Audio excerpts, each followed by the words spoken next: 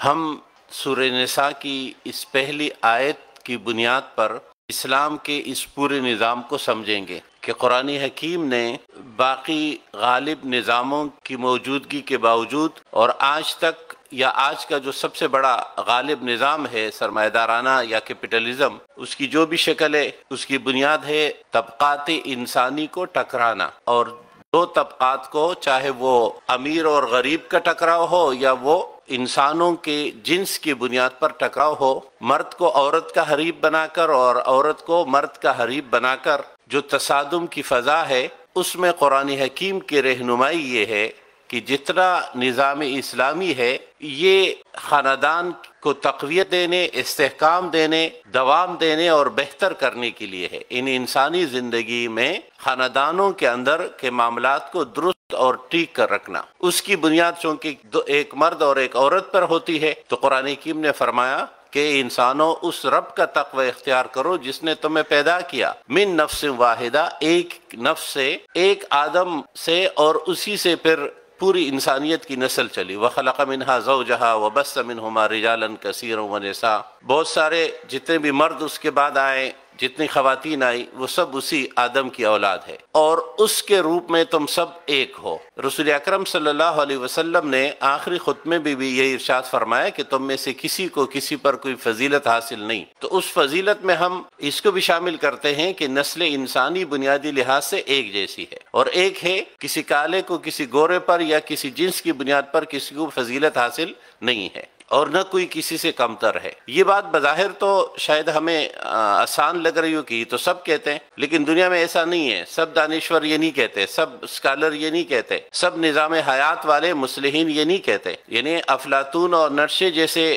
علم کے trade marker لوگ بھی اس کے قائل ہے کہ افلاطون صرف یونانیوں کو دنیا میں بالاتر نسل سمجھتا ہے کہ صرف وہی عظیم ہے، باقی ان کے لیے ہے، اور حکمرانی کا حق بھی صرف ان کو ہوگا۔ یہی بات نرشے جرمنیوں کے لیے کہتا ہے کہ جرمنی جو ہے وہ دنیا کی سب سے اعلیٰ نسل ہے اور باقی سب ان کے نمبر 2 یا ان کے لیے بنائے گئے۔ اس موجودہ اور ماضی کے مختلف ادوار میں جن لوگوں نے انسانیت کی تقسیم کی بات کی، تو قرآن حکیم نے اور اللہ نے ہر کتاب میں یہی بات ارشاد فرمائی کہ تم سب ایک ہو، ایک دوسرے کے معاون و مددگار، ایک دوسرے کے ساتھ مخلص اور ایک دوسرے کے ساتھ انسیت رکھنے والے۔ اب اس انسیت کو، اس محبت اور خلوص کو کیسے پروان چڑھایا جائے، کیسے مستقل دوام دیا جائے، کیسے دلوں میں ایک دوسرے کے لیے نرمی اور محبت پیدا کی جائے، اس کے لیے قرآن حکیم نے جو مختلف احکامات ارشاد فرمائے، ان میں سے ایک حکم وراثت کا ہے، جسے ہم اصطلاح میں علم فرائض بھی کہتے ہیں۔ اور اس کے لیے فرائض کا یہ لفظ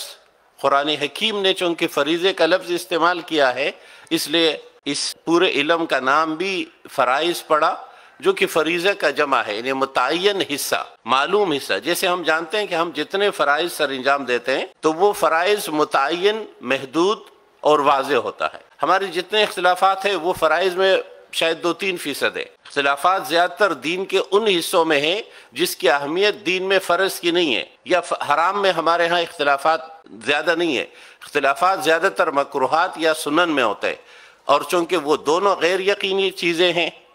ظنی ہے، یقینی نہیں ہے، فرائض اور حرام دین کا یقینی حصہ ہے، اس لیے اس میں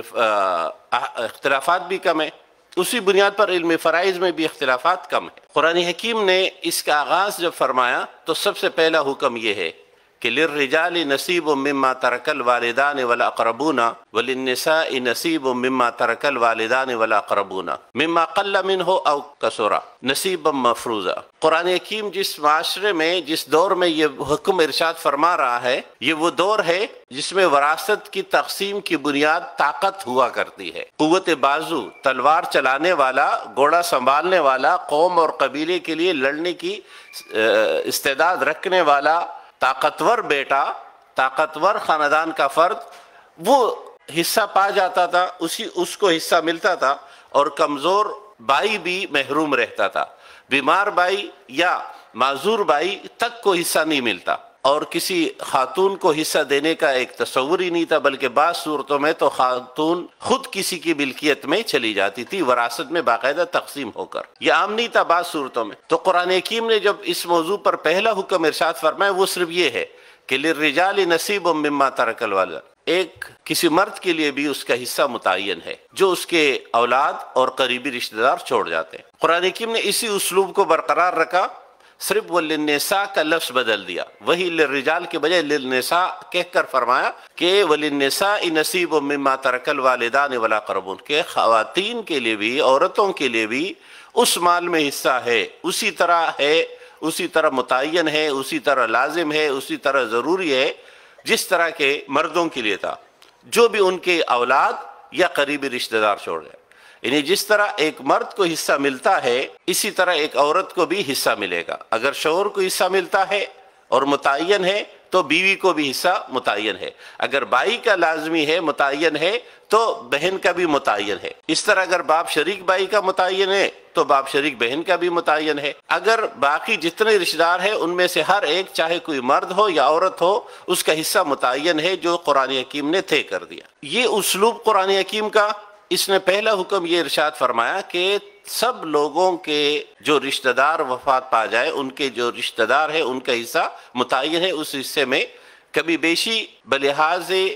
اس سے کہ مرد کو ملے عورت کو نہ ملے یا عورت کو ملے اور مرد کو نہیں ملے، دونوں صورتوں کو قرآن حکیم نے اس آیت کے روح سے ممنون قرار دیا۔ اب جب یہ حکم آیا تو آج کے دور میں بھی اور اس وقت بھی یہ سوال اٹھا تھا کہ وراثت کی یہ ہماگیر تقسیم کیوں؟ اس لیے کہ لوگ اس وقت بھی یہ سمجھتے تھے اور آج بھی یہ سمجھتے ہیں کہ خاندان کی دولت، خاندان کی جائیداد، خاندان کی زیر ملکیت چیزیں اگر ساتھ رہے تو خاندان کا برم قائم رہتا ہے، خاندان زیادہ طاقتور ہوتا ہے، خاندان کی معاشرتی اور معاشی سٹیٹس جو ہے وہ زیادہ بڑا ہو جاتا ہے، بجائے اس کے کہ اسے آپ انسانوں کے درمیان، رشتہ داروں کے درمیان تقسیم کر دیں۔ تو اس کی تین بنیادیں ہیں جو یہ طے کرتی کہ وراثت تقسیم کیوں ہو، اور اسی میں یہ بات متعین ہو جاتا ہے کہ اگر وراثت تقسیم نہیں ہو تو یہ 4 نقصانات ہوں گے، یعنی یہ 4 اس کی بنیادیں بھی ہے اور یہی 4 کی پامالی ہوتی ہے اگر وراثت تقسیم نہ ہو۔ سب سے پہلی بات یہ ہے کہ یہ اللہ کا حکم ہے، اور اللہ کے حکم کی پامالی جس طرح دیگر احکامات خداوندی میں گناہ ہے، جس طرح دیگر احکامات خداوندی میں ہم اسے جرم سمجھتے، تو اس طرح وراثت کی تقسیم میں بھی ہے، اور جس طرح کے حکم خداوندی کی پہ عمل پیرا ہونے کے نتیجے میں ہمیں ثواب ملتا ہے نماز میں، روزے میں، حج میں، زکوٰۃ میں، اسی طرح وراثت کی تقسیم میں جب ہم عمل پیرا ہوتے ہیں تو ہمیں اللہ تبارک و تعالیٰ کا اطاعت اور فرمانبرداری کا اجر ملتا ہے جس طرح کے باقی احکامات میں ملتا ہے۔ دوسری بنیاد تقسیم وراثت کی کہ اسلام ارتکاز دولت کی ممانعت کرتا ہے۔ اسلام اس معاشی نظام کی تعلیم دیتا ہے کہ جس میں دولت کسی ایک یا چند ہاتھوں میں مرتکز نہ ہو، امیر امیر تر اور غریب غریب تر نہ بنے۔ یہ اسلام اور سرمایہ دارانہ نظام کا تقابل ہے یا وضاحت ہے۔ اس لیے ہم اس وقت کی جو دنیا میں دولت کی تقسیم ہے وہ کہا جاتا ہے کہ 10% کے پاس دنیا کی 90% دولت ہے اور 90% لوگوں کے پاس دنیا کی 10% کی دولت ہے۔ تو یہ جو دولت کی تقسیم ہے جو مرتکز ہوتی چلی جا رہی ہے، اس کو ابتدائی شکلوں میں ہی قرآن نے روکا، اور اس کی سب سے بڑی مثال اسلامی تاریخ میں حضرت عمر فاروق رضی اللہ تعالی عنہ جب خلیفۃ المسلمین تھے تو عراق کی فتح کے نتیجے میں مسلمانوں کو لاکھوں ایکڑ زمین ملی۔ اب اس سے پہلے کا طریقہ یہ تھا کہ مجاہدین میں مفتوحہ علاقہ تقسیم کر دیا جاتا تھا، اور مفتوحہ علاقے کی جو آمدنی ہوتی تھی وہ بھی ان میں تقسیم ہو جاتی تھی۔ حضرت عمر فاروق نے یہ فیصلہ فرمایا کہ اگر عراق بھی مسلمان مجاہدین کے اندر تقسیم کر دیا جائے گا تو اتنی بڑی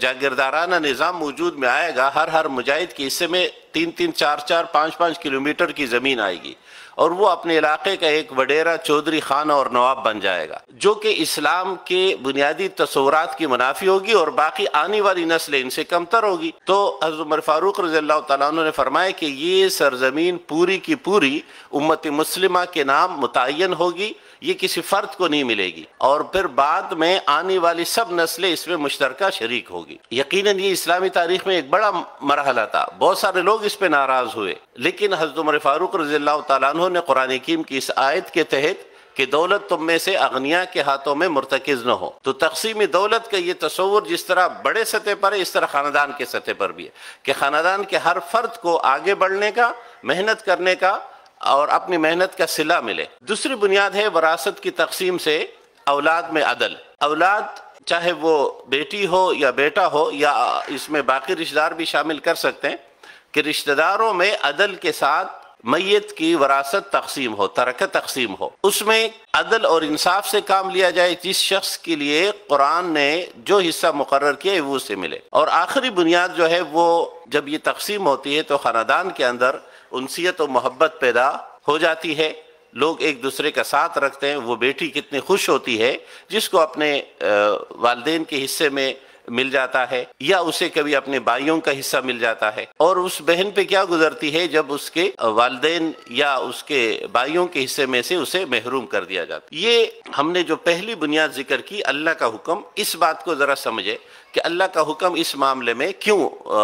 فائدہ مند ہے یا کتنا زیادہ ہے۔ انسانوں نے اپنے لیے جب بھی خود قانون سازی کی ہے، جب بھی خود اپنے لیے قانون بنائے ہیں، فیصلے کیے ہیں، تو انسان فیصلہ ہمیشہ یا تو فرد کرتا ہے جسے ہم امریت یا بادشاہت کہتے ہیں، کہ ایک فرد جو ہے وہ دیگر انسانوں کے لیے قانون بناتا ہے، اور کبھی یہ قانون سازی معاشرتی ہو یا معاشی ہو، یہ کوئی دانشوروں کا ایک گروپ کرتا ہے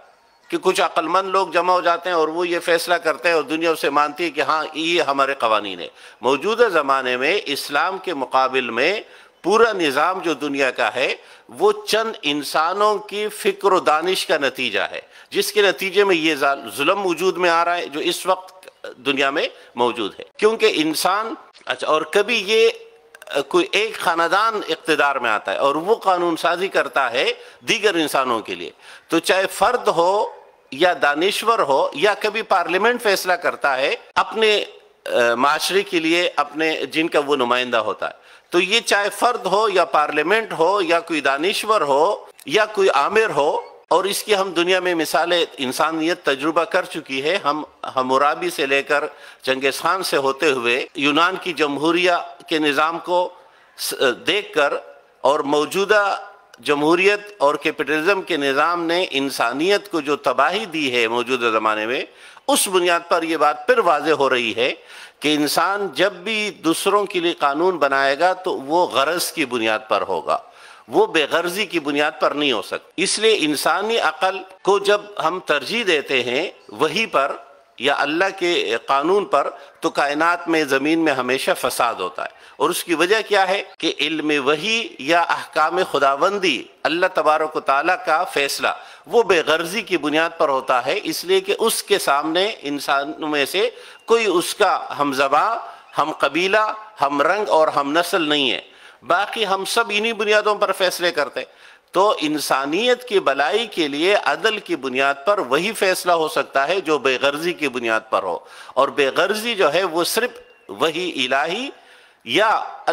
قرآن حکیم کو یا اللہ تبارک و تعالیٰ کی طرف سے آئے ہوئے فیصلے کے نتیجے میں حاصل ہوتی ہے۔ تو یہ بنیاد ہے کہ اگر ایسا نہیں ہوگا، وحی کی بنیاد پر معاشرے کو میں وراثت کی تقسیم نہیں ہوگی اور ہم کوئی اور تقسیم کریں گے۔ جیسے اسلام میں، اور یہ جو اسلام کے نظام وراثت پہ جو اعتراضات ہوتے ہیں ان میں سے ایک یہ ہے کہ بھائی اس میں ریاست کا حصہ نہیں ہے، انہیں حالانکہ ہم جانتے ہیں کہ موجودہ دنیا میں مختلف ممالک میں مختلف فیصد مقرر ہے کہ جب وراثت اتنے سے زیادہ ہوگی یا اتنی ہوگی تو اتنا فیصد ریاست کا حصہ ہوگا۔ جیسے کہ 5 لاکھ پاؤنڈ سے زیادہ ہو تو برطانیہ میں 40% ریاست کو ملتا ہے، یہ اس کا حصہ مقرر۔ اسلام میں کبھی بھی ریاست اس کی حصہ دار نہیں ہوتی۔ اس طرح ہم عیسائیت میں دیکھتے ہیں کہ بڑے بھائی کو زیادہ حصہ ملتا ہے باقی بھائیوں کے مقابلے میں۔ تو یہ جو موجودہ نظام لوگوں نے بنایا ہے اس میں انسانوں نے اپنے فائدے کی بنیاد پر بنایا ہے، انہیں غرض کی بنیاد پر۔ اب ہم ایک اور پہلو سے جسے ہم اس کی اہمیت کے وراثت کی تقسیم کی اہمیت کیا ہے اور اس کے نتائج کیا ہوں گے۔ ظاہر ہم جانتے ہیں جو چیز جتنی اہم ہوتی ہے اس کو اتنی ہی تفصیل سے بیان کیا جاتا ہے۔ اگر ہم علم فرائض یا علم میراث کو لے لیں اور قرآن حکیم میں اس کو جو اہمیت دی گئی ہے اس کو ہم 2-3 پوائنٹ سے واضح کر سکتے ہیں۔ جیسے اللہ تبارک و تعالیٰ نے رشتوں کا ذکر سب سے زیادہ علم وراثت میں کیا ہے، اور وہ رشتے تک ذکر کیے جو بالعموم ہمارے معاشرے میں نہیں ہوتے لیکن کہیں نہ کہیں ہو بھی سکتے ہیں۔ جیسے قرآن حکیم ذکر کرتا ہے باپ شریک بہن کی، انہیں حقیقی بہن کی تو کرتا ہی ہے، کبھی قرآن حکیم ذکر کرتا ہے ماں شریک بہن کا، اس طرح ماں شریک بھائی اور ماں شریک بہن کا۔ تو تو یہ جو اتنے جزوی اور دور کے رشتے ہیں بظاہر لگتے ہیں یا جو نہیں ہوتے، ان رشتوں کو بھی قرآن حکیم بیان کرتا ہے۔ تو یہ رشتوں کا اتنے تفصیل اور اتنے وضاحت سے نام لے کر ذکر کرنے کا مطلب کہ قرآن حکیم یہ واحد حکم ہے جس کی جزوی تفصیلات بیان کرتا ہے، یا جس کو قرآن حکیم اتنی جزیات کے ساتھ بیان کرتا ہے وہ وراثت کا علم ہے یا وراثت کا موضوع ہے۔ پھر قرآن حکیم اس کو ایک اور طرح سے اہمیت دیتا ہے۔ قرآن حکیم نے فرمایا یوصیکم اللہ فی اولادکم، اور پھر فرمایا فریضۃ من اللہ ان اللہ کان علیما حکیما۔ یوصیکم اللہ فی اولاد، اللہ تمہیں وصیت کرتا ہے۔ وصیت کہتے ہیں کسی شخص کو کہنے والا اس کے فائدے میں جو سب سے بہترین بات ہوتی ہے، سب سے فائدہ مند بات ہوتی ہے، تو اللہ تبارک و تعالیٰ نے انسان کو اس کے فائدے کی سب سے فائدہ مند بات بتانے کے لیے فرمایا اللہ وصیت کرتا ہے تمہیں، اور پھر اس وصیت کو منسوب کیا، نسبت کی اللہ نے اپنی طرف کہ یوصیکم اللہ فی اولادکم۔ یہی اسلوب اختیار کیا فریضۃ من اللہ میں۔ ہم قرآن حکیم میں جتنے فرائض کا ذکر جانتے ہیں، نماز، روزہ، حج، زکوٰۃ، قرآن حکیم ان میں سے صرف علم وراثت کے لیے فریضے کا لفظ استعمال کرتا ہے۔ قرآن حکیم صوم کے لیے، صلاۃ کے لیے، زکوٰۃ کے لیے فرض کا لفظ نہیں استعمال کرتا۔ یہ اس بات کی خود قرآن حکیم نے خود کو فرض کہا ہے، اور قرآن حکیم نے ایک سورت کو فرض کیا قرار دیا ہے، سورۃ انزلناہ و فرضناہ۔ لیکن یہ ایک حکم، ایک عمل ہے جس کو قرآن فریضہ کہہ رہا ہے کہ فریضۃ من اللہ، یعنی اس میں کسی انسان کے کاوش فکر و عمل کا دخل نہیں ہے۔ اور ہم اس نظام وراثت کو اسلام کے ممیزات میں سے یا اسلام کے من اللہ ہونے میں سے کہ قرآن اللہ کی کتاب ہے، اس کی جو دلائل ہے ان میں سے ایک دلیل قرآن کا نظام وراثت ہے۔ عربوں کے ہاں گنتی کا علم یا میت کا علم، حساب کا علم یہ بہت کم تھا، لیکن وراثت میں جس طرح اعداد استعمال ہوئے ہیں، میت استعمال ہوئی ہے، جمع استعمال ہوا ہے، تقسیم استعمال ہوا ہے، ضرب استعمال ہوا ہے، یہ اس بات کی علامت ہے۔ اچھا، خود رسول اکرم صلی اللہ علیہ وسلم بھی میت دنیاوی لحاظ سے نہیں جانتے تھے، ان کے ذرائع علم میں نہیں تھا، جسے کہ ظاہر اس وقت پڑھایا نہیں جاتا تھا، کچھ لوگ ہوتے تھے جو اس کے ماہر بنتے۔ تو قرآن حکیم نے میت کے لحاظ سے ایسے فارمولے دے کر اس بات کو واضح کیا کہ یہ اس وقت کی کس شخص کی کاوش فکر نہیں ہے۔ اگر عربوں میں کوئی شخص، مکے کا رہنے والا کوئی شخص حساب کے یہ فارمولے بتائے جاتے یا لکھائے جاتے تو ان کو سمجھ نہیں آتی، لیکن یہ اس بات کی علامت ہے کہ کوئی بالاتر ذات ہے جس کی طرف سے یہ نظام، یہ قرآن حکیم ڈکٹیٹ ہوا محمد صلی اللہ علیہ وسلم کو، یہ ان کے خود کی ایجاد کردہ نہیں ہے، ورنہ اس وقت کے دستیاب علم کے مطابق وراثت کا علم نہیں ایجاد کیا جا سکتا، نہیں بنایا جا سکتا۔ فریضۃ من اللہ میں اس آیت کے آخر میں فرمایا ان اللہ کان علیما حکیما۔ آیات قرآنی کے آخری اسماء یا آخری بات جو بھی ہوتی ہے جسے ہم فواصل آیت کا علم کہتے ہیں، اس آیت کے آخری الفاظ اس پورے آیت کا مرکزی خیال ریپیٹ کرتے ہیں کہ مرکزی موضوع کیا ہے، اہم موضوع کیا ہے۔ یہاں آیت کے آخر میں فرمایا ان اللہ کان علیما حکیما، اللہ علیم ہے۔ وراثت میں دو طرح سے سب سے زیادہ ڈنڈی ماری جاتی ہے، ایک تو ہم ورثہ کو چھپاتے ہیں، اور عموماً لوگ سرٹیفکیٹ جمع کرتے ہیں عدالت میں، ہماری بہنیں نہیں ہے، مر گئی ہے، وہ تو پھر عدالت نادرہ سے تصدیق کراتی ہے تو نادرہ بتاتی ہے کہ نہیں ابھی تو ہمارے پاس ڈیتھ سرٹیفکیٹ جمع نہیں ہوا ہے۔ لوگ جعلی ڈیتھ سرٹیفکیٹس جمع کرتے ہیں، کوئی بھائی نہیں ہے تو اس کا جمع کرا دیتے تاکہ ہمیں زیادہ ملے۔ تو قرآن حکیم نے فرمایا ان اللہ علیم، اللہ جانتا ہے کون کون وارث ہے اور کون کون وفات پایا ہے۔ دوسری طرح وراثت میں ڈنڈی ماری جاتی ہے وراثت کو چھپا کر کہ بھائی ہمارے پاس تو اتنا ہے، سب بھائی یا رشتہ دار جو ہے جس کے پاس جتنا ہوتا ہے ان میں سے آدھا ظاہر کرتے اور آدھا یا کچھ چھپا دیتے۔ تو قرآن حکیم نے فرمایا ان اللہ کان علیما، اللہ جانتا ہے کہ ایک وراثت ہے کتنی، تو اللہ کے فرض ہے، اللہ کی طرف سے عائد شدہ فریضہ ہے، اور وہی اللہ جانتا ہے کہ کتنا ہے اور کس کا ہے۔ اور حکیمہ کی صفت اسماء حسنہ میں سے اللہ کی صفت حکیم کو ذکر کر کے بتایا گیا کہ اللہ تبارک و تعالی کا ہی فیصلہ درست ہے، فائدہ مند ہے کہ کس کو کتنا ملے تو زیادہ فائدہ ہے۔ ہم جانتے ہیں عربی زبان کا لفظ حکمت، حکم، محکمہ، حاکم، محکوم، تو لفظ حکمت کے بنیادی معنی یہ لفظ استعمال ہوتا ہے، انسان جانوروں کو جتنے لگامیں ڈالتا ہے وہ رسی ہوتی ہے، صرف گھوڑے کی منہ کے اندر کا حصہ لگام کا وہ لوہے کا ہوتا ہے، تاکہ وہ اسے چبا نہیں سکے۔ تو گھوڑے کے لگام کا لوہے والا حصہ حکمت کہلاتا ہے، اصل میں یہ لفظ اس کا ہے۔ اس کو انسانوں کے اندر استعمال کرنے کا مطلب یہ ہے کہ جس طرح گھوڑے کو اس لگام کے سخت والے حصے سے کنٹرول رکھا جاتا ہے، تو معاشرے میں انسانیت جب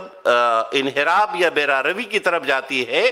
تو چاہے ہمارا جسم جب بیمار ہوتا ہے تو حکیم سے ہم دوائی لیتے ہیں، جب ہماری فکری طور پہ تو ہم کہتے ہیں یہ فلاں حکیم الامت علامہ اقبال نے یہ کیا۔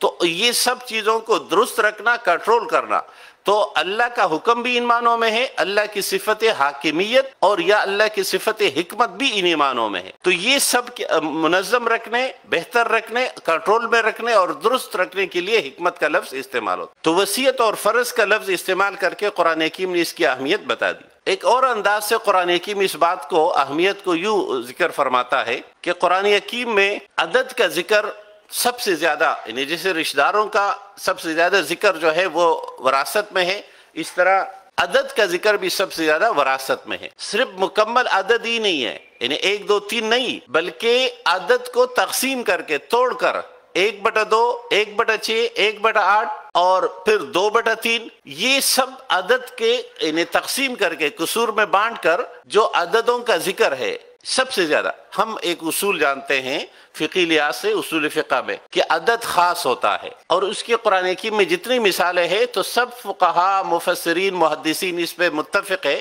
کہ عدد کو کم و بیش نہیں کیا جا سکتا۔ یعنی قرآن حکیم نے اگر 3 کہا ہے تو 2.993 نہیں ہوگا، اس طرح 3.001 بھی 3 نہیں ہوگا، یعنی 3 خاص عدد۔ اس طرح اگر قرآن حکیم کہتا ہے حصہ 1/6 ہے تو یہ، یا 1/2 ہے تو یہ 1/6 کو کم و بیش نہیں کیا جا سکتا، ورنہ تو وہ اس عدد پہ عمل نہیں ہوگا۔ یعنی اگر ہم قرآن حکیم نے عمل کے لیے کوئی عدد بتائے، اب اس کو نمازوں کی تعداد رکعت میں سمجھ لیجئے۔ قرآن حکیم نے کہیں یہ نہیں کہا ہے کہ فجر کی نماز 2 رکعت اور ظہر کی 4 رکعت ہوگی، نہ قرآن حکیم نے یہ کہا ہے کہ یہ 5 نمازیں فرض ہے۔ یہ سنت مطہرہ سے ہم نے معلوم کیے، سنت مطہرہ نے ان کو فرض ٹھہرایا، رسول اکرم صلی اللہ علیہ وسلم نے ان کو فرض ٹھہرایا۔ لیکن ہم میں سے کوئی شخص اس بات کو تسلیم کر سکتا ہے کہ میں ظہر کی نماز 4 رکعت کے بجائے 3 رکعت پڑھ لوں، یا 4 کے بجائے 5 پڑھ لوں، یا مغرب کی نماز ذرا یونی کے تو 3 کے بجائے یا 2 کر دوں، یا اس کو 4 کر کے باقیوں کی طرح مساوی کر دوں۔ ہم میں سے کوئی مسلمان اس کا قائل نہیں ہے۔ جس طرح تو ایک تو قرآن حکیم میں ان کی تفصیلات کا ذکر نہ ہونا، یہ اس بات کی کہ قرآن حکیم اہمیت کس کو، اچھا اہمیت کی بنیاد بھی کیا ہے کہ انسان جس چیز میں ڈنڈی زیادہ مارتا ہے دین اس کو اتنا ہی واضح کرتا ہے۔ تو معاشرے کو نمازوں پہ کوئی اختلاف نہیں ہے، آج بھی معاشرے کو نمازوں کی تعداد کی بڑھوتی اور کمی سے کوئی مسئلہ نہیں ہے۔ اس لیے ہم ہمیشہ جانتے نا، سب سے زیادہ ہم کوشش کرتے ہیں یہ نوافل نماز ہے، یہ اور نوافل کے بعد مزید کچھ ہم نے نمازیں ایجاد کی ہے کہ یہ بھی پڑھے، یہ بھی پڑھے، یہ بھی پڑھے، اس کا ثواب ملتا ہے۔ لیکن ہم متعین شدہ شرعی میراث میں ڈنڈی مارتے ہیں۔ جیسے ایک اور فرض ہے زکوٰۃ۔ زکوٰۃ نقود میں 2.5% ہے۔ یہ 2.5% زکوٰۃ ہم سب یہ مانتے ہیں اور عمل پیرا ہے کہ اگر کوئی زکوٰۃ 2% دیتا ہے تو ہم کہتے ہیں زکوٰۃ ادا نہیں ہوا۔ یعنی ہم زکوٰۃ میں 2.5% کے بجائے اگر آدھا فیصد بھی ہٹا دیتے تو ہم کہتے ہیں فرض پورا نہیں ہوا۔ جس طرح اور اس طرح ہم روزے اگر مہینہ 30 دن کا ہے تو ہم کہتے ہیں ایک دن بھی اگر کسی نے کم رکھا تو اس کے روزے پورے نہیں ہوئے، وہ بعد میں رکھے، نہیں تو وبال رہے گا، گناہ رہے گا۔ جس طرح قرآن حکیم کے یا دین میں متعین شدہ اعداد جن کا ذکر ہے، چاہے وہ روزوں کا ہو، چاہے وہ زکوٰۃ کا ہو، چاہے وہ رکعت نماز کا ہو، ان میں ہم کمی بیشی تسلیم نہیں کرتے، اس کو درست نہیں سمجھتے۔ یہی بات، یہی فیصلہ ہے وراثت میں بھی۔ جس طرح نماز کے رکعت کم نہیں ہو سکتے، اس طرح وراثت میں کمی نہیں ہو سکتی۔ نہ لینے میں کمی ہو سکتی ہے اور نہ دینے میں کمی ہو سکتی۔ اگر کسی نے لینے میں کمی کی تب بھی گناہ ہے، جس نے دینے میں کمی کی تب بھی گناہ ہے۔ یعنی یہ ہمارے مرضی میں، جس طرح نماز، روزہ اور حج میں نہیں ہے، ہم حج کے احکامات میں کوئی ایک حکم کم نہیں کر سکتے، بلکہ ہم تو وقت سے پہلے مکہ سے نکلنے، مزدلفہ میں وقت سے پہلے پہنچنے میں اتنے احتیاط کرتے ہیں کہ لوگوں کی شہادتیں ہو جاتی ہے۔ یہ جو شہادتیں ہوتی تھی اس کی وجہ یہ تھی کہ یہ مسنون وقت یہ نکلنے کا، تو ہم مسنون وقت کے نکلنے کے چکر میں جان قربان کر دیں۔ لیکن جب معاملہ آتا ہے دین کے جس کو قرآن سب سے اہم تر کر کے بیان کرتا ہے، سب سے زیادہ تفصیلات سے بیان کرتا ہے، سب سے زیادہ جزیات سے بیان کرتا ہے، سب سے زیادہ جس پہ وعید ہے، اس میں ہم کمزوری دکھاتے ہیں۔ ہم اس کا اہمیت کے بعد اس کے پس منظر کو جان لیتے ہیں کہ اسلام نے یہ حکم دیا تو صورتحال کیا تھی۔ ہوا یہ کہ حضرت اوس بن ثابت انصاری رضی اللہ تعالیٰ عنہ وفات پا گئے، تو ان کی بیوی ام کاہ اور ان کی 3 بیٹیاں تھیں۔ تو پہلے کے رواج کے مطابق بیٹوں نے انہیں خالد اور فتح نے وراثت لے لی اور بیٹیاں جو ہے وہ محروم رہ گئی۔ تو ام کاہ رسول اللہ صلی اللہ علیہ وسلم کے پاس تشریف لائی کہ یا رسول اللہ، میری بیٹیوں کو کچھ نہیں دیا گیا، اور معاشرے میں اگر بیٹیوں کے پاس کچھ نہیں ہوگا تو ان کا رشتہ کیسے ہوگا، اور رشتہ ہوگا تو ہم اخراجات کیسے اٹھائیں گے؟ تو رسول اللہ صلی اللہ علیہ وسلم نے فرمایا کہ اللہ تبارک و تعالی رہنمائی فرمائے گا۔ اور پھر جو آیت نازل ہوئی وہ یہ ہے کہ للرجال نصیب مما ترک الوالدان والاقربون، کہ جس طرح ارفتہ اور خالد کو ملا ہے کہ ان کا حصہ متعین ہے، اسی طرح ان کی بہنوں کا حصہ بھی ہے، وَلِلنِّسَاءِ نَصِيبٌ مِّمَّا تَرَكَ الْوَالِدَانِ وَالْأَقْرَبُونَ۔ پھر دوسرا معاملہ ہمیشہ یہ آتا ہے کہ لوگ سمجھتے ہیں، اور آج تک یہ تخیل ہے کہ جی بھائیوں کے پاس تو تھوڑا سا ہے، اگر بہنیں لے لے گی یا دوسرے بھائی میں تقسیم ہو جائے گا تو بڑی کے بھائی کے پاس کچھ نہیں رہے گا۔ تو قرآن حکیم نے فرمایا قل منہ او کسرا، چاہے یہ وراثت توڑی ہو یا ڈھیر ساری ہو تب بھی تقسیم ہوگی۔ اس حکم کے بعد اب پہلے تو صرف یہ متعین ہو گیا کہ دونوں حصہ دار ہے، دونوں یعنی جنس کے لحاظ سے کوئی محروم نہیں ہوگا۔ پھر کچھ عرصے بعد مسلمانوں کو غزوہ احد کے تکلیف دہ مرحلے سے گزرنا پڑا، جس میں کوئی 70 کے قریب مسلمان شہید ہوئے۔ انہی میں سے ایک سعد ابن ربیع رضی اللہ تعالیٰ عنہ ہوتے، ان کی ساتھ بھی تقریباً ایسا ہی واقع ہوا کہ ان کے چچاؤں نے وراثت لے لی، کیونکہ ان کا بھائی نہیں تھا، بہنوں کا کوئی بھائی نہیں تھا، انہیں بھتیجا نہیں تھا، بھتیجا تھی، تو وہ چچاؤں نے وراثت لے لی اور ان کو محروم کر دیا۔ تو یہ رسول اللہ صلی اللہ علیہ وسلم کے پاس آئے کہ یا رسول اللہ، میرے بیٹیوں کا حصہ نہیں دیا گیا۔ تو رسول اللہ صلی اللہ علیہ وسلم نے پھر فرمایا کہ اللہ تبارک و تعالیٰ رہنمائی فرمائے گا تو میں ذکر کر دوں گا۔ اور کچھ دیر کے بعد جو آیات قرآنی نازل ہوئی اس نے واضح کر دیا کہ بھائی حصہ سب کا کیا ہوگا۔ تو فرمایا یوصیکم اللہ فی اولادکم للذکر مثل حظ الانثیین، کہ تم میں سے تمہاری اولاد جتنی ہے، یوصیکم اللہ فی اولاد، تمہاری اولاد کے بارے میں اللہ وصیت کرتا ہے کہ سب کو حصہ ملے گا۔ شرح کیا ہوگی؟ پہلے آیت نمبر 11 اور 12 سورہ نساء کی آیت نمبر 11 اور 12 میں تمام حصص بتا دیے، 13 اور 14 میں نتائج بتائے، اور اس سے پہلے یہ اہمیت کی بات بتا دی کہ ایک اصول یہ ہوگا کہ جہاں کوئی بہن بھائی کے ساتھ مل کر حصہ دار ہوگی تو وہاں 2 بہنوں کا حصہ ایک بھائی کو ملے گا۔ اب یہ بات بڑی حیرتناک ہے کہ ہم سب معاشرہ قرآن حکیم کی تلاوت کرتا ہے، قرآن حکیم کو ایمان کی بنیاد بناتا ہے، ہم سب اگر ان لوگوں کا ذکر نہیں بھی کرے جو دین پر عمل پیرا نہیں ہے، یعنی اگر ہم کہیں کہ بھائی لوگ نمازی نہیں ہے، لوگ جو ہے وہ باقی دین کی طرف نہیں ہے، اور صرف دینداروں کی بات کریں، صف اول میں جو لوگ دوڑ کر بیٹھتے ہیں، اگر مسجد میں یہ اعلان ہو کہ جس کی وراثت میں سے بہنوں کو حصہ نہیں دیا گیا وہ صف اول میں نہیں بیٹھے تو ہماری صف اول خالی ہو جائے گی، صف اول کے مقتدی میں۔ اس طرح ہم دینی تحریکوں کا ذکر کرتے ہیں، تمام دینی پارٹیاں جتنی بھی ہے، اگر ان میں یہ پابندی لگا دی جائے کہ ان لوگوں کو سختی سے پابند کیا جائے، کوئی تادیب کی جائے کہ جو وراثت میں پورا حصہ نہیں دیتے، یا ہمارے ہاں ماضی قریب سے ایک اصطلاح چلی ہے شرعی پردے کی، کہ بھائی ایک پردہ یہ ہے، یہ شرعی نہیں ہے، اور یہ دوسرا پردہ شرعی پردہ ہے، لیکن ہم نے کبھی یہ مہم نہیں چلائی، ہمارا کبھی یہ ماحول نہیں بنا کہ بھائی وراثت ہماری مرضی کا نہیں ہے کہ ہم جس طرح چاہے تقسیم کریں، کہ بلکہ شرعی وراثت کی تقسیم فرض ہے جس طرح کے باقی تمام فرائض ہے۔ تو سوال پیدا ہوگا کہ ایسا کیوں ہے کہ دینداروں کے ہاں بھی قرآن کے اس حکم پہ عمل پیرا ہونے کی شرح بہت کم ہے؟ اس کی ہم نے 4 بنیادیں ذکر کی، اور بھی وجوہات اس کی ہو سکتی ہے۔ سب سے پہلی وجہ جو اس کی ہوتی ہے عمل نہ ہونے کی، وہ ہے مال کی محبت۔ ہر شخص کو مال سے محبت، ہر شخص دنیا کے وسائل، دنیا کی آسائشیں، دنیا میں اپنا حصہ زیادہ سے زیادہ ہڑپ کرنا چاہتا ہے، لینا چاہتا ہے، حاصل کرنا چاہتا ہے، اس لیے وہ دوسرے کا حصہ اور چونکہ قریب ترین حصہ یا وراثت ہی میں جتنا بس چلے اتنا حصہ وہ لینا چاہتا ہے. اس لیے اسلام یا تمام ادیان وہ انسان کی جو ذہن سازی کرتے ہیں وہ مال کی محبت کو کم کرنے کی کرتے ہیں. اور مولانا مودودی رحمہ اللہ نے جیسے لکھا کہ اپنے حصے سے کم پہ راضی ہونا اور دوسرے کو اس کے حصے سے زیادہ دینے کا جو اعلیٰ معیار ہے وہ قائم کرنا، چونکہ وہ بہت مشکل ہے. تو مال کی محبت کے بعد دوسری وجہ ہے غربت کا ڈر، جس کی طرف میں نے پہلے اشارہ کیا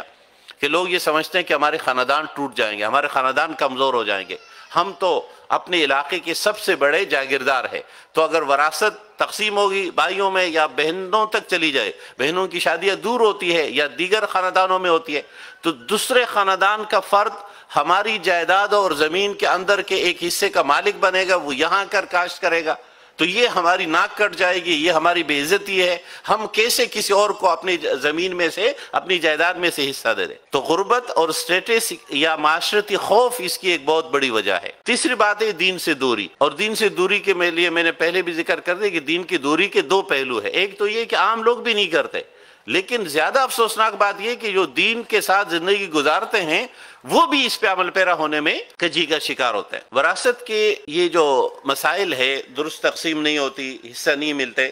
اس کا ذمہ دار کون ہے؟ عام طور پر میرا بھی یہ خیال تھا اور ہم سب شاید یہی سمجھتے تھے کہ مرد اس کا ذمہ دار ہے کہ وہ حصہ نہیں دیتا. یہ مرد کبھی بھائی کی شکل میں، کبھی جو ہے وہ چچا کی شکل میں، اور کبھی دیور کی شکل میں جو ہے وہ حصہ نہیں دیتا. لیکن کچھ تجربات کے بعد میں اس نتیجے پر پہنچا کہ وراثت کی درست تقسیم نہ ہونے کی سب سے بڑا ذمہ دار خود عورت ہے، اور اس کی کچھ وجوہات ہے، اور یا یوں کہہ سکتے کہ معاشرے کا ماحول اس طرح بنا دیا گیا، ذہن سازی اس طرح کی گئی کہ وراثت نہ لینے والی بہن بیٹی کو معزز اور اچھا سمجھا گیا، اور وراثت لینے والی بہن بیٹی کو جو ہے وہ معاشرے میں دولت کی بھوکی یا بھائیوں کے گھر توڑنے والی فلاں فلاں اس طرح کے بہت سارے الفاظ ہم استعمال کرتے ہیں. تو اس سوال کے جواب سے پہلے اس کا نتیجہ جان لیتے ہیں کہ اگر جو تقسیم نہیں ہوگی تو کیا ہوگا. قرآن حکیم نے اس کا فیصلہ کر دیا. قرآن حکیم نے آیت نمبر 13 اور 14 میں فرمایا تلک حدود اللہ ومن یطع اللہ ورسولہ. یہ جو وراثت کے حصے بتائے گئے یہ اللہ کے مقرر شدہ حدود ہے، یہ ریڈ لائنز ہے اللہ تبارک و تعالیٰ کے. جو بھی اللہ اور اس کے رسول کی اطاعت کرے گا اللہ اسے جناتوں میں سے رکھے گا، وہ جنتیں جس میں نہریں بہتی ہے، اور یہ اس میں ہمیشہ رہیں گے، عارضی ٹھکانہ نہیں ہوگا، 12 گھنٹے کا فارم ہاؤس نہیں ہوگا، 24 گھنٹے کا فارم ہاؤس نہیں ہوگا، کہ بلکہ مستقل رہنے کی جگہ. وذالک الفوز العظیم، اور یہی بہت بڑی کامیابی ہے کہ کوئی جنت میں جائے اور مستقل اس کا شریک بنے. لیکن قرآن حکیم نے یہ تو تمام فرائض پہ قرآن حکیم بتاتا ہے، پورے دین پہ عمل کا انجام یہی ہے. کامیابی کیا ہے؟ سب سے بڑی کامیابی آخرت کی ہے. لیکن قرآن حکیم نے بہت خوفناک اور دردناک انداز اختیار کیا ہے اس پہ عمل درآمد نہ کرنے والے کے لیے، اور فرمائے وَمَن يَعْصِ اللَّهَ وَرَسُولَهُ، جو اللہ اور اس کے رسول کی نافرمانی کرے. اب یہ بھی اسی وراثت کے نافرمانی کا ذکر ہے. وَيَتَعَدَّ حُدُودَهُ، اور اللہ کے حدود کو پامال کرے گا تو اللہ اسے جہنم کی آگ میں داخل کرے گا. اب یہاں تک تو بات ٹھیک ہے کہ جرم کی سزا بھگتنے کے بعد اسے جانا چاہیے جنت میں، لیکن آگے فرمائے خالداً فیہا، وہ اس میں ہمیشہ رہے گا. اچھا، اب یہ والا معاملہ اتنا کربانگیز ہے کہ وراثت درست تقسیم نہ کرنے والا دائماً جہنمی ہوگا. اچھا، اب اصولی لحاظ سے ہم جانتے ہیں کہ دائماً جہنمی تو صرف کافر ہے. مسلمان جو ہے مومن دائماً جہنمی نہیں ہو سکتا. مسلمان تاریخوں میں جو مکاتب فکر اس رائے کو رکھتے ہیں، اب بھی ہے، کہ جو کہتے ہیں کہ عمل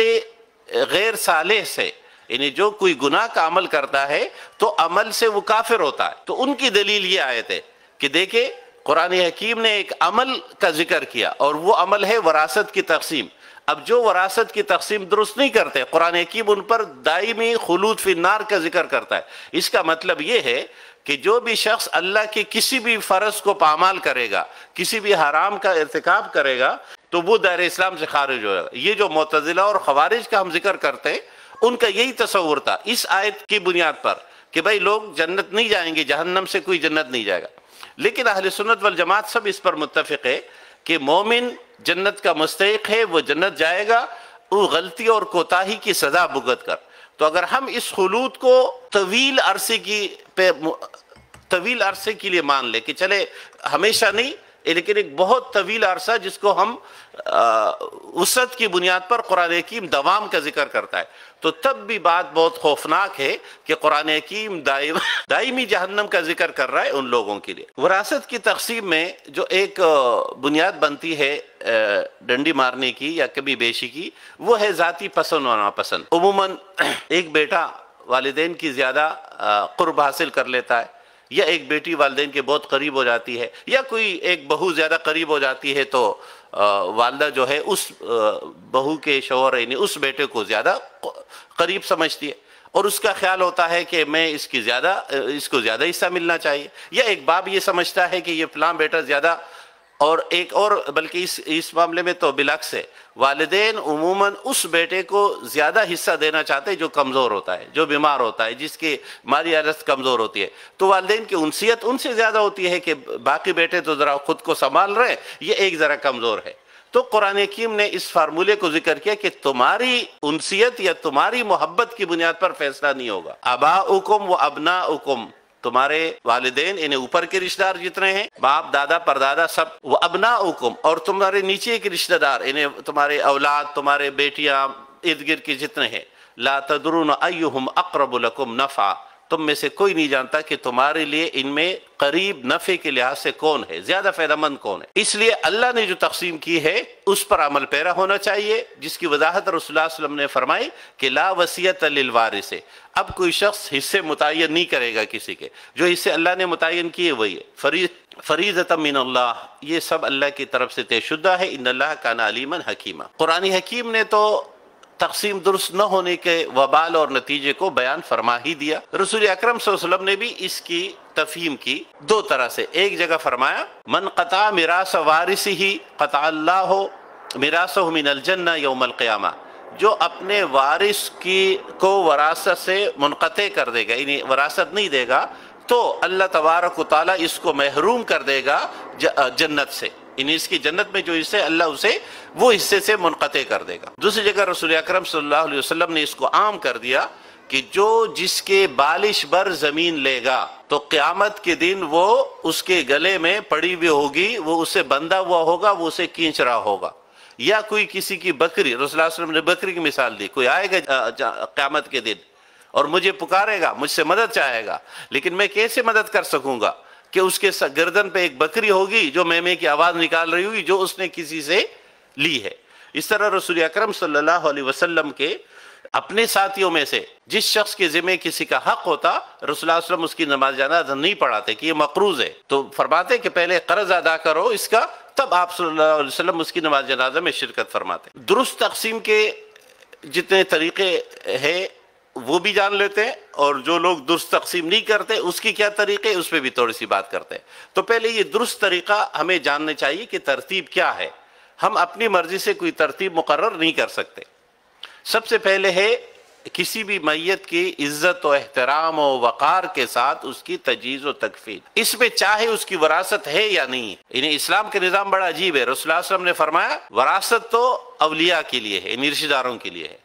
لیکن جو شخص خود اکیلا ہو، جس کی کوئی نہیں ہو، تو وہ میرے ذمہ ہے۔ اور آپ کے ذمہ سے مراد اسلامی ریاست کا ذمہ، یعنی اسلامی اجتماعیت اس کا ذمہ دار ہے۔ اس لیے آپ دیکھتے ہیں ہمارے ماحول اور معاشرے میں لوگ ایک دوسرے کے لیے یا اپنے بزرگوں کے لیے، اپنے دوستوں اور رشتہ داروں کے لیے اچھے کفن کا بہتر انتظام کرنے کی کوشش کرتے۔ دوسرے نمبر پر ہے ادائیگی قرض، اور قرض میں بھی دو طریقے، یا تو اس قرض کو بھی حصوں کے مطابق تقسیم کر دیا جائے اور خاندان اس کو ادا کرے، یا اگر نہیں ہے تو معاشرہ بھی ادا کر سکتا ہے، اور یا یہ کہ مقروض قرض خواہوں سے تقاضا کیا جائے کہ اب اس کے پاس کچھ بچا بھی نہیں ہے، خود بھی وفات پا گیا تو اسے معاف کر دیا جائے۔ یہ تین طریقے ہیں کسی مقروض کے۔ نمبر 3، اگر کسی نے وصیت کی ہے تو اس وصیت پہ عمل ہونا چاہیے، یہ تقسیم سے پہلے ہے، لیکن تقسیم سے پہلے یہ ہوگی صرف 1/3 میں، یعنی کل حصوں کا 1/3۔ اب اس میں ایک اور رہنمائی سنت نے ہمیں دی کہ رسول اکرم صلی اللہ علیہ وسلم کا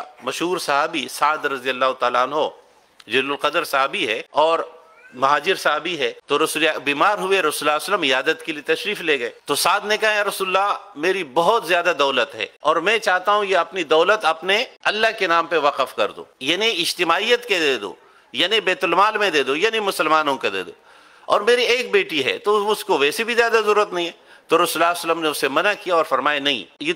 تیری بیٹی کا حق ہے. تو اس نے کہا یا رسول اللہ میں اپنی آدھی دولت اللہ کے نام پر دے دوں، آدھی بیٹے کو. تو آپ نے فرمایا نہیں، اپنی بیٹی کو دو، بیٹی کا حق ہے. یعنی اندازہ لگائے وہ شخص اسے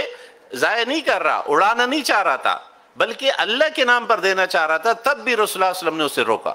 پھر اس نے کہا یا رسول اللہ میں شطر کے بعد جو ہے 1/3 دے دوں، یعنی تیسرا حصہ بیٹی کو دے دوں اپنے خاندان کو، اور 3 حصے جو ہے وہ اللہ کے نام پہ. تو آپ صلی اللہ علیہ وسلم نے اسے بھی منع فرمایا. جب اس نے یہ کہا کہ میں 1 حصہ اللہ کے نام پر دوں اور 3 حصے اپنے اولاد کو دوں، تو رسول اللہ صلی اللہ علیہ وسلم کہا ہاں ٹھیک ہے ایسا کر لو، لیکن یہ بھی بہت ہے. یعنی مطلب اگر تم اپنے، اور پھر فرمایا اپنے خاندان اپنی اولاد کو دولت دے کر چھوڑنا بہتر ہے بجائے اس کے کہ ان کو بغیر محروم کر کے چھوڑ دیا جائے. اب ہم عموماً تو ہمیں اپنے والدین سے محبت ہوتی ہے تو ہم ہمیشہ دعا میں یاد رکھتے ہیں، لیکن جو والدین یا جو بھائی وراثت میں بہنوں کے ساتھ یا چھوٹے بھائیوں کے ساتھ ڈنڈی مارتے، کیا وہ اس طرح انہیں دعاؤں میں یاد رکھتے ہیں؟ ایک دل میں کٹک پیدا ہوتی ہے کہ جنہوں نے ہمارے ساتھ ظلم کیا ہم انہیں پھر بھی دعاؤں میں یاد رکھیں. تو یہ جو مستقل نوعیت کا احساس ہے خاندانوں میں، رشتہ داروں میں، یہ تب پیدا ہوتا ہے جب ہمارے بڑے یا جو بھی ہے میت کے ارد گرد وہ وراثت میں ڈنڈی مارے. نمبر 4، اس کے بعد حقوق ذوی الفروض ادا ہوں گے. قرآن حکیم میں دیے ہوئے اللہ کے نام لے کر جو 4 خواتین اور تقریباً جو 4 مرد اور 9 خواتین کے ارد گرد کی تعداد بنتی ہے، جو قرآن حکیم نام لے کر ذکر کرتا ہے، ان کو پہلے ملے گا اور سب کو ملے گا. ذوی الفروض میں کوئی محروم نہیں ہوگا. دوسرا درجہ پھر ہے کسی میت کے غیر ذوی الفروض رشتہ دار جن کو عصبہ کہتے ہیں، ان میں جو پہلا ہوگا اس کو سب ملے گا، اور اگر ان سے بھی بچے گا تو پھر ذوی الارحام میں سے جو پہلے ہوگا اسے سب ملے گا. یعنی ذوی الفروض میں ہر ایک کو ملے گا، ذوی الارحام عصبہ اور ذوی الارحام میں جو پہلے ہوگا اس کو سب ملے گا. اور اس کے فارمولہ رسول اللہ صلی اللہ علیہ وسلم نے بتایا کہ قریب والا رشتہ دار دور والے رشتہ دار کو محروم کر دیتا ہے. اس لیے وراثت میں قرب کی بنیاد پر وراثت کی تقسیم ہے. اب ہم ان کچھ سوالات کا ذکر کریں گے یا ان پوائنٹس کو اٹھائیں گے جو ہمارے ہاں بالعموم زیادہ مسائل کا شکار ہوتے ہیں. سب سے پہلے تو یہ بات ہے کہ کیا تقسیم وراثت میں تاخیر گناہ ہے، اور کیا تاخیر کے نتیجے میں جو مزید آمدنی ہوتی ہے وہ تقسیم ہوگی یا نہیں ہوگی. تقسیم وراثت شریعت کا تقاضا ہے کہ فوراً تقسیم ہو، تاخیر نہ کی جائے، لیکن ظاہر ہے شریعت انسانوں کے لیے ہے تو انسانوں کو سہولت دیتی ہے. اگر کوئی شرعی عذر ہے، کسی وجہ سے شرعی عذر کی وجہ سے عملی کوئی عذر ہے تو تاخیر ہو سکتی ہے، لیکن اگر کوئی شرعی عذر نہیں ہے اور پھر بھی تاخیر ہو تو یہ گناہ ہے. اور ہر وہ شخص گناہگار ہوگا جو تاخیر کا ذمہ دار ہوگا. لیکن اس دوران اگر تاخیر ہو گئی ہے، 10 سال گزر گئے، 5 سال گزر گئے، تو اس دوران اگر مکان ہے تو اس کا کرایہ آمدنی میں شمار ہوگا اور وہ کرایہ پلس ہو کر جب تقسیم کریں گے تو تقسیم ہوگا. اگر زرعی زمین ہے، کھیت ہے، تو اس کی جو آمدنی ہوئی ہوگی اس آمدنی کو بھی تقسیم کیا جائے گا اور جس کا حصہ ہوگا. اور اگر وراثت کے تقسیم کے وقت وہ مکان فروخت ہونا ہے یا وہ زمین فروخت ہونی ہے یا پہلے فروخت ہو کر نہیں دی ہے، یہ بھی اہم نکتہ ہے. اگر کسی نے فروخت کر کے نہیں دی ہے تو جس وقت دیں گے اس وقت کی مارکیٹ قیمت کے مطابق دیں گے. تو یہ اس کے نتیجے میں گویا شریعت کا مزاج یہ کہ اب وہ نہ دینے کے نتیجے میں نقصانات ہو رہے ہیں، وبال بڑھ رہا ہے، تو آمدنی بھی تقسیم ہوگی فوتگی کے فوراً بعد سے لے کر جب تقسیم ہونا ہے اس وقت تک کی پوری آمدنی. دوسری بات کہ کیا وراثت معاف ہو سکتی ہے، تو شریعت وراثت کی معافی کا کوئی طریقہ نہیں بتاتی، جیسے کہ شریعت زکوٰۃ کی معافی کا کوئی طریقہ نہیں بتاتی. جس طرح زکوٰۃ معاف نہیں ہو سکتی، جس طرح نماز کی کوئی رکعت معاف نہیں ہو سکتی، جس طرح کسی 30 میں سے کسی 1 یا 2 دن کا روزہ معاف نہیں ہو سکتا، تو اس طرح شریعت کا یہ حکم بھی معاف نہیں ہو سکتا. اور جس طرح قرآن حکیم نے شریعت نے زکوٰۃ لینے کا طریقہ نہیں سکھایا، زکوٰۃ دینے کا طریقہ سکھایا کہ زکوٰۃ یوں ادا کیا ہے، زکوٰۃ کیسے حاصل کریں گے یہ شریعت نہیں سکھاتی. لیکن اسی طرح قرآن حکیم نے زکوٰۃ وراثت دینے تقسیم کرنے کا طریقہ سکھایا، نہ دینے کا طریقہ نہیں سکھایا. زکوٰۃ لینے کا حکم دیا، نہ لینے کا طریقہ نہیں سکھا. اس لیے شریعت میں زکوٰۃ کی معافی کا کوئی طریقہ نہیں ہے. اگر ہے کہاں نے ایک طریقہ بتایا ہے، قرآن سنت میں نہیں ہے، اور وہ یہ ہے، اور لیکن وہ اس کا نتیجہ ہے کہ اگر کوئی یعنی ایک دفعہ ملکیت تامہ منتقل ہو جائے، یعنی جب تک عملاً انتقال نہیں ہوا ہو پراپرٹی کا یا کسی چیز کا، یا کرنسی بھی ہے، یعنی استعمال کے اختیار کے ساتھ منتقل نہیں ہوا ہو، تو یہ معافی معتبر نہیں ہے. مطلب اس کا یہ ہوا کہ اگر بہنوں نے مل کر لکھ بھی دیا لینے سے پہلے، یعنی لیا نہیں ہے ویسے لکھ کر، تب بھی معاف نہیں ہوگا. یعنی بہنوں کا اور یہ لکھا ہوا شرعاً معتبر نہیں ہے. ہاں طریقہ یہ ہے کہ ایک دفعہ منتقل کر دے، اگر زمین ہے تو کاغذات ڈاکومنٹیشن کے ساتھ اس کے نام منتقل ہو جائے. وہ بعض فقہا کے ہاں 1 سال اور بعض فقہا کے ہاں 3 سال وہ اس سے خود فائدہ اٹھائے، یعنی جس کی ہے، جس کو مل گیا، وہ بہن بیٹی یا چھوٹا بھائی جو بھی ہے، وہ اس کو لے کر اس کو 3 سال تک استعمال کرے، اس کے بعد وہ چاہے تو واپس بھائی کو دے سکتا ہے. اس کے علاوہ اگر کسی نے نہیں دیا، بہن سے فون کر کے کسی اور رشتہ دار کو بیچ کر اس پہ وہ اخلاقی دباؤ ڈال کر اس کے تقوی کو ابار کر کہ بھائیوں کے لیے قربانی دے دے، تو اس کسی طریقے سے وراثت معاف نہیں ہوگی. اچھا، اب جب ہم کہتے ہیں کہ وراثت میں حصہ نہ لینا، کیا یہ گناہ ہے؟ وراثت میں حصہ نہ لینے کا ایک مطلب ہے کہ ابھی ملکیت منتقل نہیں ہوئی اور کوئی جو ہے اسے لینے سے انکار کر دے یا نہ لے. اچھا، نہ لینے والے عموماً کون ہوتے ہیں؟ ان میں ہم نے 3 کے نام ذکر کیے کہ عموماً سب سے زیادہ جو اس میں غلطی کرتی ہے وہ ماں کرتی ہے، بچوں کی ماں، انہیں بیوہ یعنی بیوی وہ نہیں لیتی. تو کیا غلطی ہوتی ہے؟ یوں تو کہہ سکتے ہیں کہ بھائی اس کی مرضی ہے، چاہے لے یا نہ لے. تو یہ مرضی کے ساتھ چونکہ دیگر لوگوں کے حقوق متعلق ہے، اور جب دوسروں کے حقوق پامال ہوں گے تو گناہ ہوگا. جیسے جب کوئی ماں نہیں لیتی یا وہ اپنے ایک بیٹے یا سب بیٹوں کو دے دیتی ہے، تو اس کے نتیجے میں وہ اپنی بیٹی کے ساتھ ظلم کرتی ہے. اور بیٹی کے ساتھ ظلم کا مطلب ہے وہ اپنے نواسوں اور نواسیوں کے ساتھ ظلم کرتی ہے. ویسے تو وہ بہت قریب رکھتی ہے، بہت چاہتی ہے، لیکن جب پیسے یا وراثت کی بات آتی ہے تو پھر جو ہے پرنالے کا رخ جو ہے وہ بیٹوں کی طرف ہو جاتا ہے. تو یہ جو محرومیاں ہے یہ گناہ ہے کہ اگر کسی نواسے کو یا نواسی کو یا بیٹی کو محروم کر دیا جائے. تو عموماً مائیں اس لیے نہیں رہتی کہ ذرا بیٹے اچھے رہے، اور کیونکہ اگر ماں لے گی اس کی ملکیت میں ہوگی تو جب فوتگی ہوگی تو یہ بھی وراثت میں تقسیم ہوگا اور بیٹی کا حصہ اسے ملے گا. تو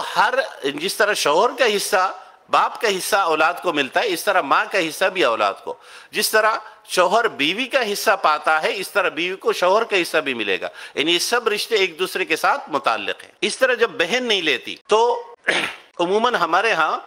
میں یہ ہمیشہ اکثر کہتا ہوں ہر پروگرام میں، کہ آپ کو وراثت پہ، جائیداد پہ لڑائی جھگڑے بہت سننے کو ملتے ہیں. اپنے وکلا سے پوچھئے تو عدالتوں میں کوئی کم 10-20% اسی کی کیسز ہے، اور ان میں قتل تک ہوتے ہیں. لیکن یہ قتل ہمیشہ چچا یا چچزاد بھائی کا ہوتا ہے. کبھی ماموں قتل نہیں ہوا وراثت پہ، ماموزاد بھائی کا قتل نہیں ہوا. کیوں؟ ماں ماحول بناتی ہے کہ ماموں بھی نہیں دے رہا ہے، اس کو کبھی ہم اس پہ نہیں ابھارتی. لیکن اگر چچا نہیں دے رہا ہے یا چچاؤں نے کچھ کیا ہے تو وہ سب سے زیادہ ایک متحرک ہوتی ہے. یعنی شوہر سے زیادہ یا بھائی سے زیادہ بھابھی متحرک ہوتی ہے کہ پورا حصہ لینا ہے بھائیوں سے. تو یہ گناہ اس وجہ سے نہیں بنتا کہ وہ وہاں نہیں لے رہے. اگر وہاں وہ کر رہی ہے تو بھی محبت ہوتی ہے اپنے اولاد سے کہ ہم اب شوہر یعنی دادا کا پورا حصہ ملے تاکہ اولاد سکون سے ہو. تو ماموں سے بھی حصہ اس لیے لیا جاتا ہے کہ اولاد کو فائدہ ہو. تو جو حصہ نہیں لیتی، جس طرح وراثت ہے، جس طرح مہر ہے، یہ نہ لینا کوئی خوبی نہیں ہے. اسلام جو حکم دیتا ہے اس پہ عمل درآمد ہونا لازمی ہے. اب ایک مسئلہ یہ ہوتا ہے کہ اگر وراثت میں کوئی غلطی ہوئی ہے، یہ غلطی کبھی واقعی غلطی ہوتی ہے کہ پتہ نہیں چل پاتا، غلطی ہو جاتی ہے، اور کبھی تقسیم میں ٹیکنیکلی لحاظ سے غلطی ہو جاتی ہے، اور کبھی جان بوجھ کر بھی غلطی ہوتی ہے. تو ہر صورت میں اگر غلطی ہوئی ہے تو بعد میں ورثہ بیٹھ کر کہیں سے بھی شرعی حصوں کی شریعت نے جو حصے بتائے ان حصوں کے مطابق اپنی وراثت کو درست تقسیم آپس میں کر لے. اس میں فائدہ کیا ہوگا؟ اس میں فائدہ یہ ہوگا کہ جس باپ نے پوری زندگی میرے لیے گزاری، ہمارے لیے کچھ جمع کیا،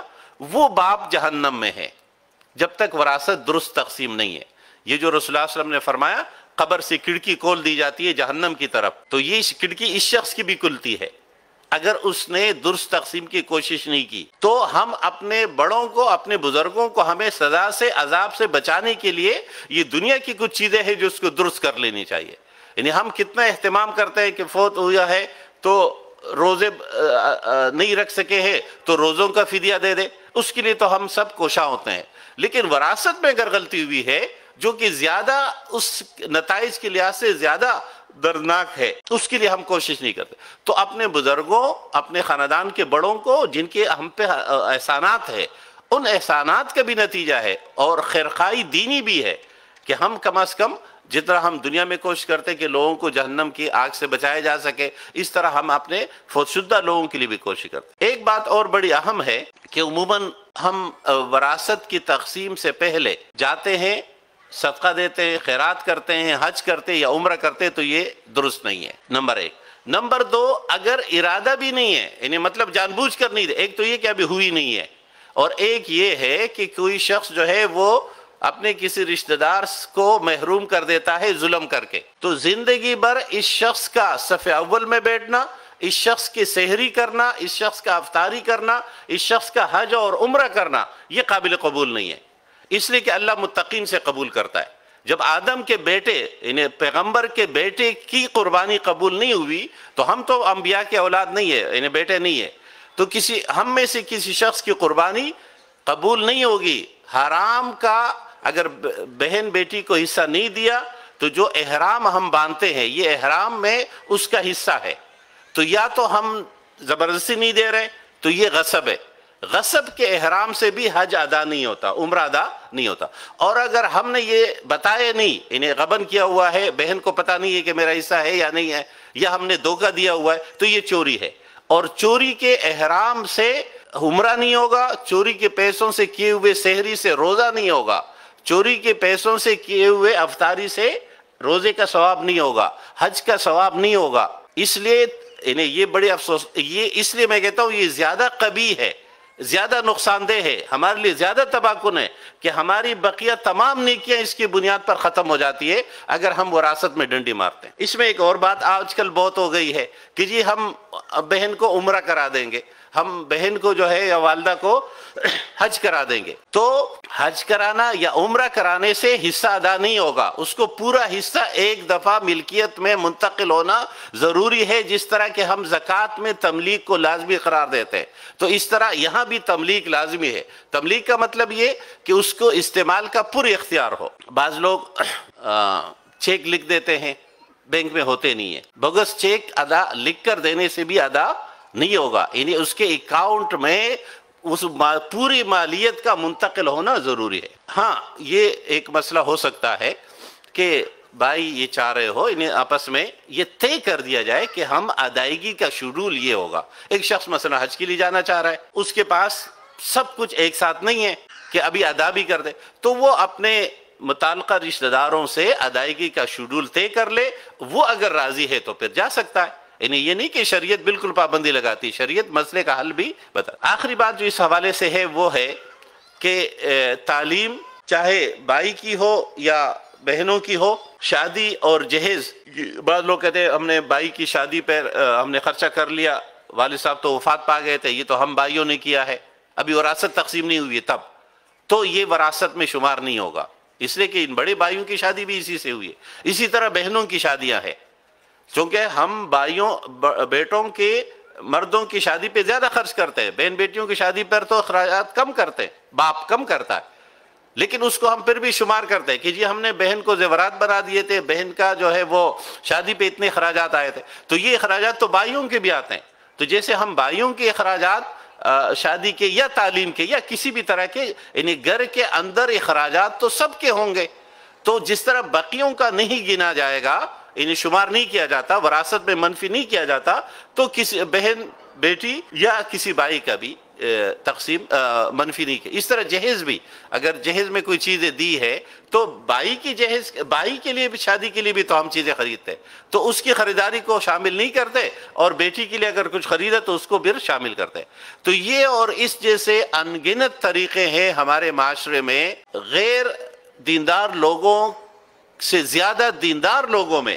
جو کہ وراثت سے بچنے کے لیے ہم اپناتے ہیں۔ اللہ تبارک و تعالیٰ سے دعا ہے کہ اللہ تبارک و تعالیٰ ہمیں وراثت کے احکامات دیگر فرائض کی طرح اس پہ عمل پیرا ہونے کی توفیق عطا فرمائے۔ وآخر دعوانا ان الحمد للہ رب العالمین۔